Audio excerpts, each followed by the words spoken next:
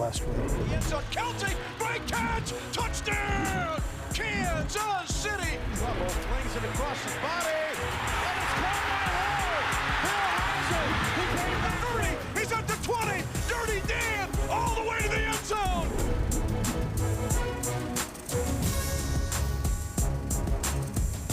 It is a victory edition of Chiefs Rewind, a 33-28 victory over the Baltimore Ravens. Mitch Holthus, voice of the Chiefs, with you along with Barbershop, Shawn Barber, 10-year NFL veteran. About what we expected. We knew it was going to be a slug it out. Two AFC elite teams, but I thought the Chiefs' ability to answer all day long on both sides of the ball was gigantic. Definitely, and we didn't worry about anything from the first snap of the game. We opened up the air attack early and often. Everybody was talking about weather conditions, how this was going to be a ground and pound type game. I think God had a different opinion. So, hey, we saw clear skies, and as we know Mahomes can do with clear skies, he opened up the air arsenal. I said this on the radio. It's easy to put goat emojis on social media, but Mahomes in this game faced really one of the toughest defenses over the past 7 to 8 years. And he has a passer rating of 132 in this game, 3 more touchdowns, but his ability to execute plays, Hardman for 83, yes.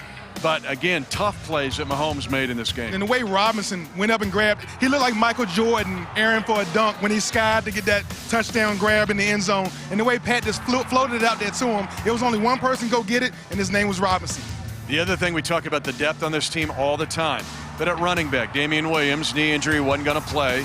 Shady McCoy, LaShawn was kind of fighting through an ankle all week long. I want to ask you about Darrell Williams and then later Darwin Thompson, but specifically Darrell Williams. I saw him early in the week. He could not wait to play in this game. He knew he could do it, and he was outstanding. When you take that next man up mentality and you really put it in your heart and your soul and your spirit, you find young players that are so eager to get on that field and make plays to prove they belong on this team and have a position as far as being a part of this kingdom. So D. Williams, he definitely did that. He stepped up when the moment counted, and he arose to the occasion. 41-yard run when the Chiefs needed it the most, when Baltimore was putting on its coming back deal there, but also then that 14-yard screen at the end of the game. If the Chiefs don't convert there, hey, it's game on. It's still a minute to go, and the Ravens will have the ball. But his ability, Darrell Williams, to be fearless in this game said a lot about that kid. And also the coach's confidence to have that guy in there in those moments of the game, closing moments of the game. You're trying to seal a victory, and you go back to him on that 14-yard screen. You go motion trips away, draw all the attention away, and then get the hands to a playmaker and let him seal the game. Amazing amount of confidence in the coaching staff to having a young man. But defensive plays, again, at key times. Yes. Emmanuel Ogbah in this game. We're going to talk to him later in the show. The Ravens scored 4 of their 5 possessions in the second half. The one time they didn't, knockdown by Emmanuel Ogbah, or that might have been out the gate. That could have been a big play. Ogbah had great plays getting his hands on the ball, but also sacking Lamar Jackson. He did a great job of creating pressure on him, making him uneasy and uncomfortable the entire day.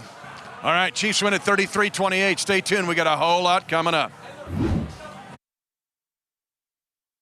Really, there's not much to announce on the injuries. LaShawn McCoy retweaked his ankle a little bit, but I think he'll be back and fine as we go here. Fans, unbelievable. Man, it was loud and crazy down there. We loved it. The field crew, my hat goes off to the field crew that took care of that field after the torrential downpour that we've had. And then it was great to see 25 Jamal back here beating that drum, man. Got a big hug from him before the game. It kind of fired me up a little bit. And then, I was proud of our guys, in particular the defense, for bearing down in the tough times. So 4th down calls, 2-point plays, those end up being big for us. First of all, that's a good football team there. And their 2 big passing plays were really what makes that quarterback great. I mean, he put it up in bad conditions, but made plays. So he's a heck of a player. John Harbaugh's done a great job with that team over the years. I think this is his 11th year, but I'm proud of him for the job he's done. Frank Clark's sack was big at a big, crucial time. You bring these guys in here, and that's what you hope for right there. And he stepped up at a crucial time. Offensively, I thought we did a did a nice job offensively. Patrick had another big day. The runners combined for over 100 yards, did a nice job. Receivers, you saw our young McCall there make some big plays, and Sammy made some, Kels. And then the offensive line, that's a huge challenge. That's a physical football team right there. And I challenged both offense and defensive line early in the week, and I thought they stepped up and kept pushing. It wasn't pretty, but they kept pushing throughout the whole game, and we were able to come away with a victory. And then Dustin, 225 games, man. That's pretty incredible. It's a record here. So my hat goes off to him, and he's still booting it. So tribute to him. All right, with that, time's yours. Andy, you guys ask a lot of Pat every week. With Fisher out and Tyreek out and Damian Williams out, did you feel like you were going to be in the game from him today for you guys to win? Yeah, I wouldn't. Yeah, I didn't go in thinking that, Adam. I mean, that's not how I was saying. I have trust that the other guys were just going to step up and play and do a good job, and each one of them collectively,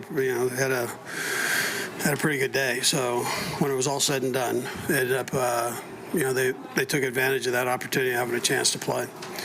Darrell Williams had a couple big hitters there for us down the stretch. John's aggressive. You know him, and he came in. They were fourth downs and going for two. Was that even more aggressive than you thought? You have to kind of start coaching those guys on defense. Hey, don't take a breath after third down. Yeah, I know you study all this. So they were third in the NFL and going for it on fourth down. So this isn't something they caught us by surprise. They love doing that, and they have the firepower to do it. And so you got to be on your toes right there. And then they've got a nice package on special teams where they can do some fakes there. They didn't do them, but there were some. Hey, Randy, great seeing you, man. Doggone, good seeing you, man. What's up, bro? Huh? All right. Glad you shaved that thing off. On the last drive, the 3rd and 8, I think it was. What went into the decision to go ahead and pass? I know it was a bit of a conservative. The last situation? Yeah. Well, we go through that every week, those situations, and not that you want to be in them, but we go through them. So with that. That was Pat's play, and my hat goes off to him and Mike, and that room right there is tremendous. Joe Blameyer doesn't get enough credit for all the stuff he does. I mean, he's a name behind the scenes that kind of helps feed some of these things that we do here. So there are a lot of guys that go into this whole thing that we've been doing offensively, and that one there was Pat's call. He wanted that play if we got into that situation, and so we called it. Is it designed to, or No, it wasn't his design. It was actually off the play from the week before, but hey, you're supposed to know that, man. Second week in a row was kind of a slow start. Why are they getting Penalties, right? I mean, penalties. We shot ourselves in the foot right there. We moved right down the field, and then 2 penalties back to back, or a penalty and a sack, whatever it was, back to back. Can't do that. Not against a good team. So you do that, you're going to get behind.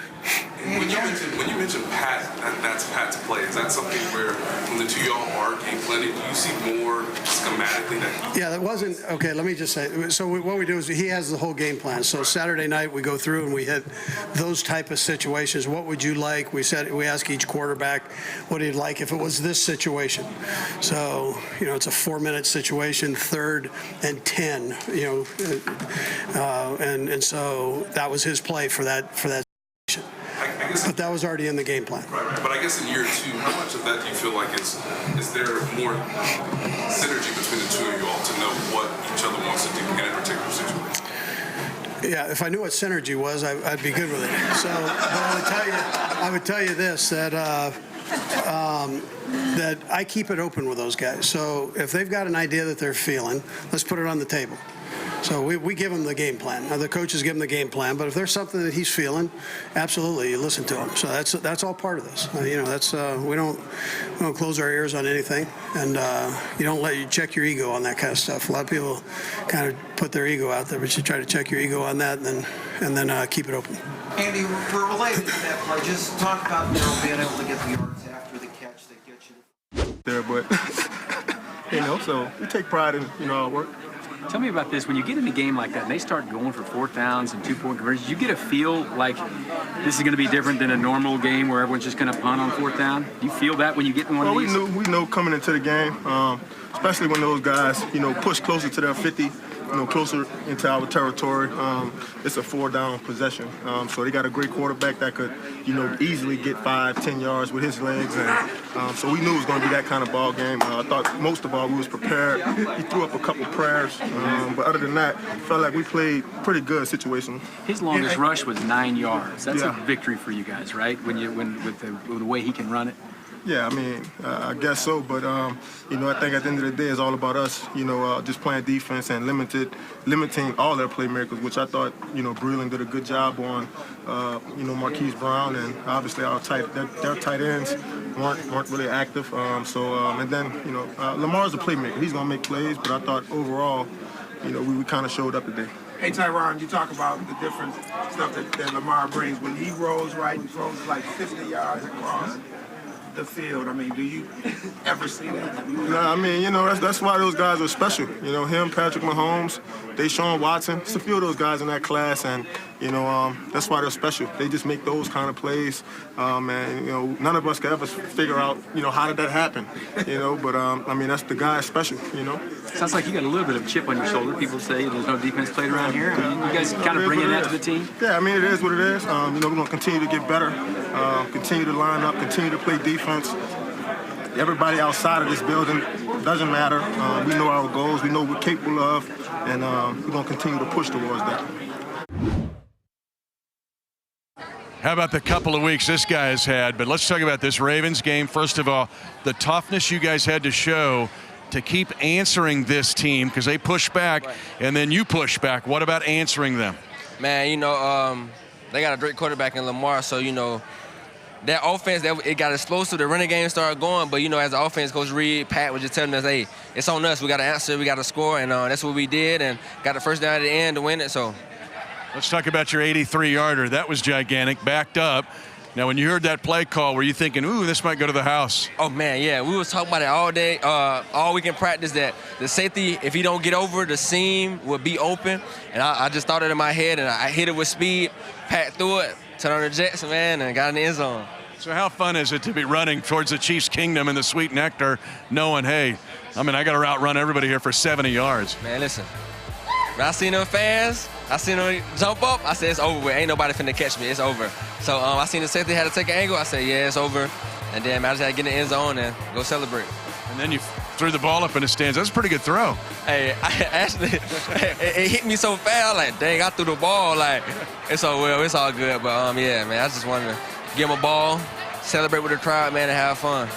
It's all good. You mentioned the chance to have to keep fighting back. I want to ask you at the end of the game, you had the presence of mind to fair catch an onside attempt or a drop kick opportunity. Now, going through your mind, 10 guys are up. You're back there by yourself.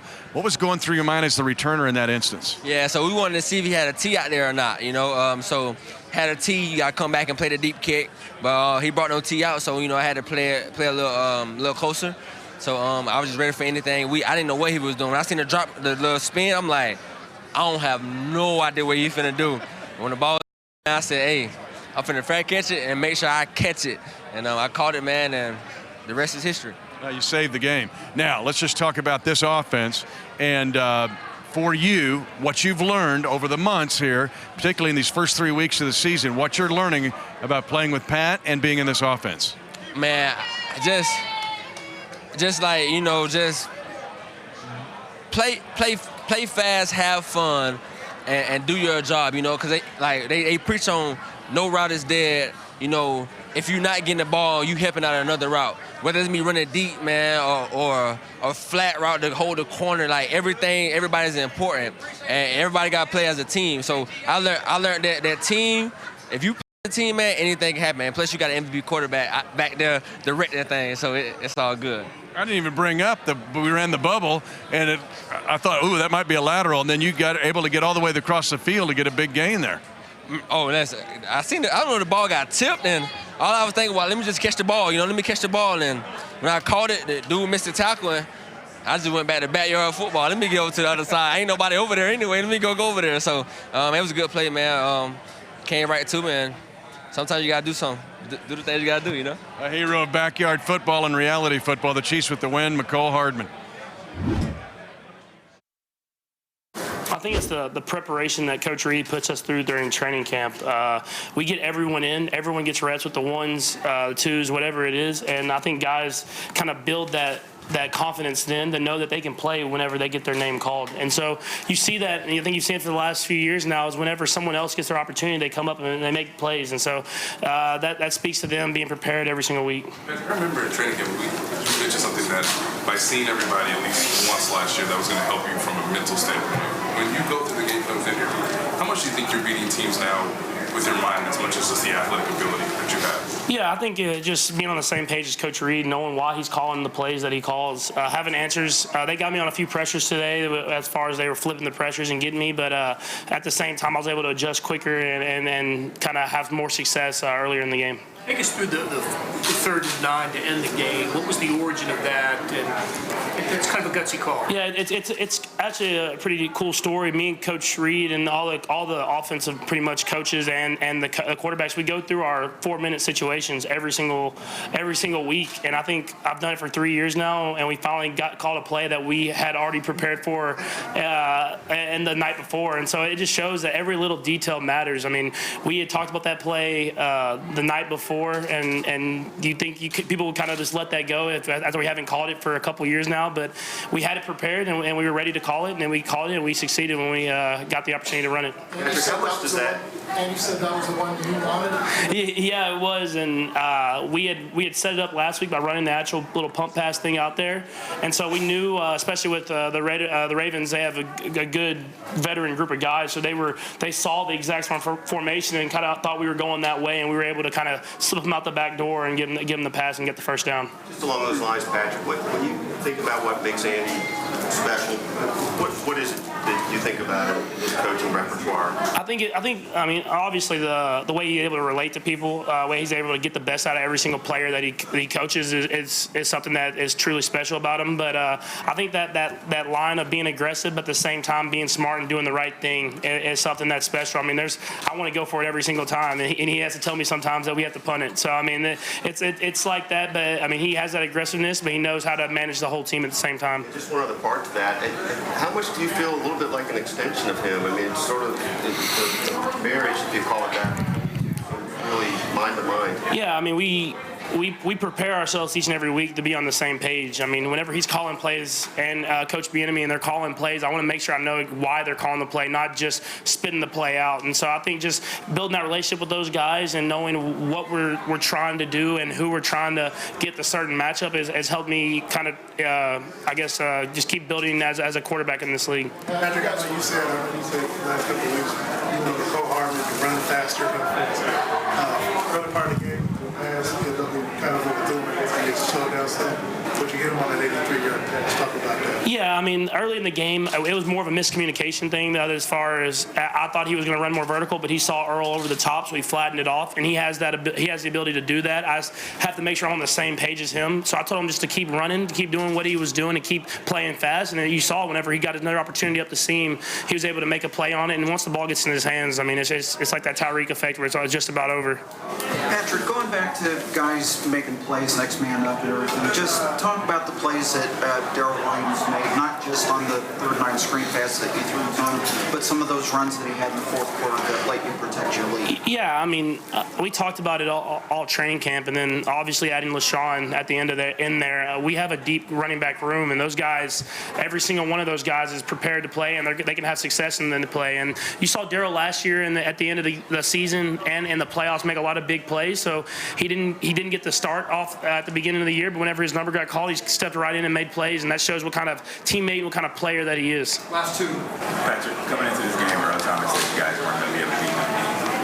You take that to a challenge coming into the game? Not necessarily. I mean, Earl's a great player, and he's been a great player for a long time. But we're going to play our offense and do our offense the way that we do it, and we're going to have opportunities to beat people deep, and we're going to execute on those. And, I mean, you can say it during the week, but we're still going to do what we do every single week. Last one. Pat, you were particularly pass heavy in the first half. Did you anticipate that kind of game going into it?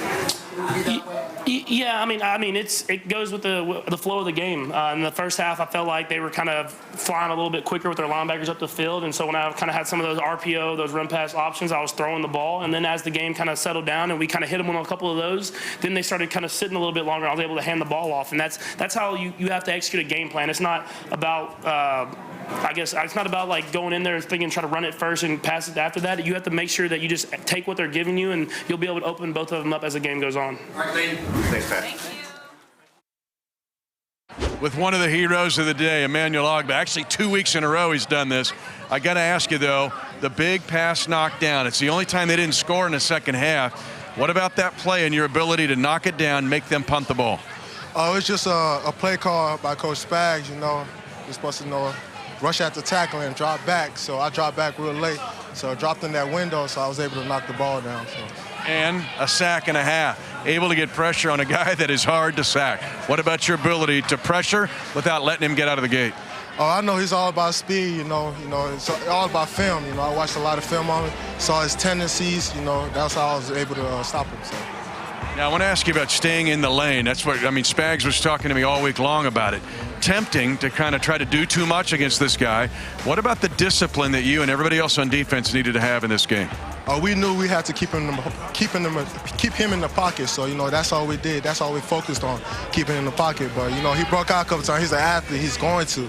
But I feel like we did a good job, but it's a lot of stuff we got to improve on, you know, by letting those leaky yardage. But how disciplined do you have to be? Because isn't it tempting to go kind of out of your realm?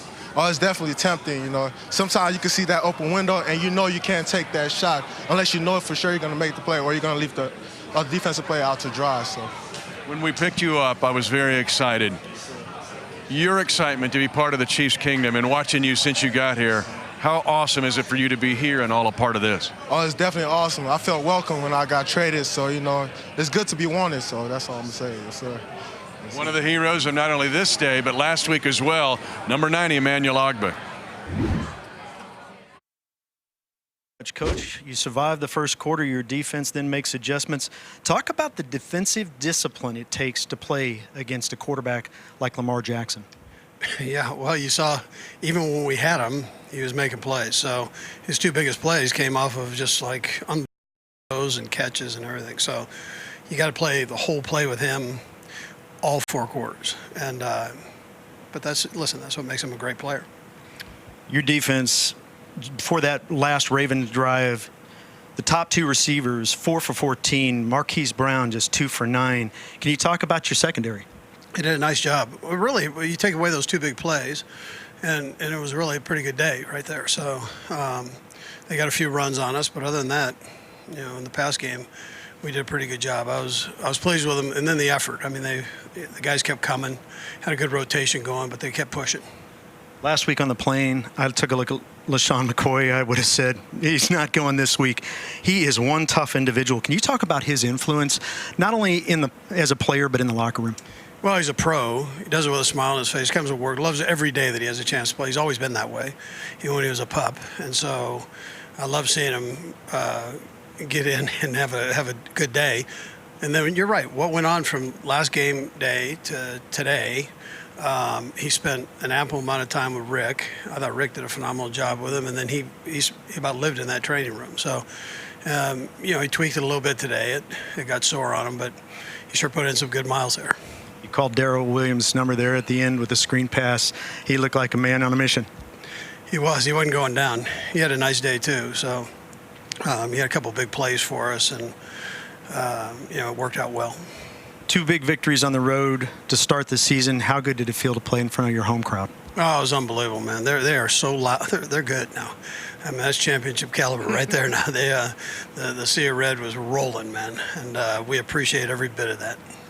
All right, I let you off the hook last week. Win number 210. You now stand alone at 6th all time. I know you're a humble man, but that means, to put that into perspective, there are just 5 human beings in the now 100-year history of our league that have won more than you do.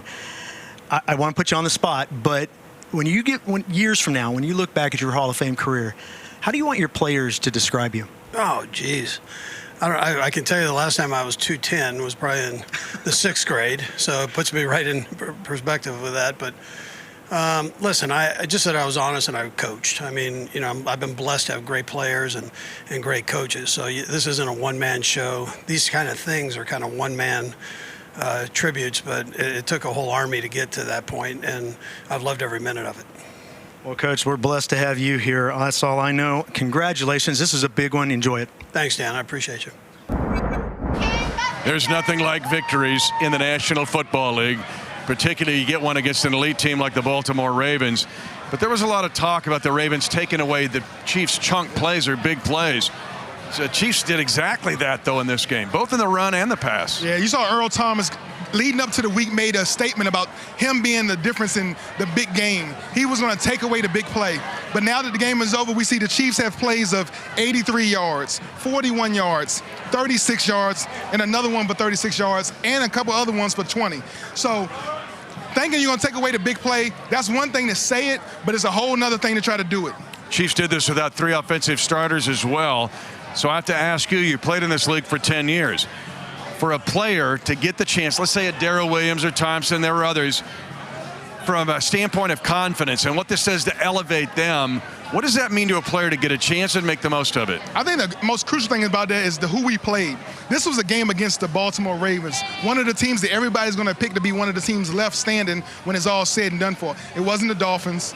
It wasn't another team that, you know, just have a couple wins. The Ravens is one of the teams that everybody's looking forward to be standing around at the end. And we had some backup guys step up to the occasion. Cam Irvin stepped in for Fisher.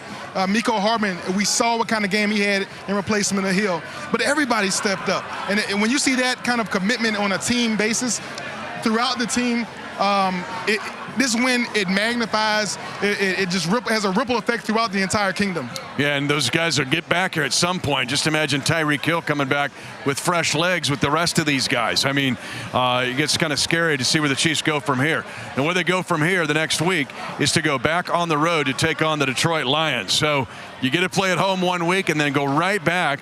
And the Lions had a really good week this week against the Philadelphia Eagles. So to get, what do you take from this game if you're the Chiefs? To go right back on the road and try to get a win up there? I think the coach has an unlimited amount of skill position players he can call upon. I think his playbook is just growing. It's morphing into something even bigger than we expected at the beginning of the year. He has some names he can call upon now in big play situations, and he shouldn't be afraid to go to them. And defensively, I think we're seeing the same thing. We had Ogbon early in the show, but when you're seeing guys that are getting chances, Neiman has stepped up, Wilson has stepped up, Lee stepped up at the linebacker spot, you just get the feeling that this defense continues to climb. A young player like Ben Neiman making a big pass breakup right before the half on a deep 7 route, that was a play that the Ravens really needed to try to get back in, try to score some points before half, but Neiman playing dedicated zone defense, great, kept his depth, even though Jackson created a little bit of extra time and made a great breakup. We need to see more plays like that from young guys. Now, Matthew Stafford's different, but to defend Lamar Jackson, when you look in this game, his longest run was 9 yards, and that was that run-around touchdown at the very end. Yeah. Longest run, 9. To stay disciplined, to show that moxie against a quarterback like this, what does that mean long-term for this defense as it continues to grow? I think that's a testimony of Steve Spagnuolo, the amount of accountability he's putting on all guys on all levels. The defensive line to the linebackers to the secondary. Everybody has to be on the same page for this defense to work. And we shut down a premier running quarterback today, and we kept him, like you said, to nothing but more than 9 yards. That was a big deal today, keeping his rushing yards down. And finally, we can't let this show go without mentioning Dustin Colquitt. 225 games in 15 seasons. He's worn this uniform more than any player in franchise history. Just for him to be on the field and then to be a holder, that's one thing we overlook, is how great a job he does on holding. I played in the league 10 years, and I think he's doubled the amount of games I played in his short career. But in being a holder, I mean, there's many times he's great on saving kicks. No doubt, no doubt. As opposed to being not only a great holder, but a phenomenal guy, putting the ball inside the 20, giving our defense a chance to hold that offense, making them to go the entire field. Dustin Colquitt is maybe my MVP of the game. He's Shawn Barber. I'm Mitch Holthus. They're celebrating in the locker room club, and why not? 3-0 for the 3rd time in a row.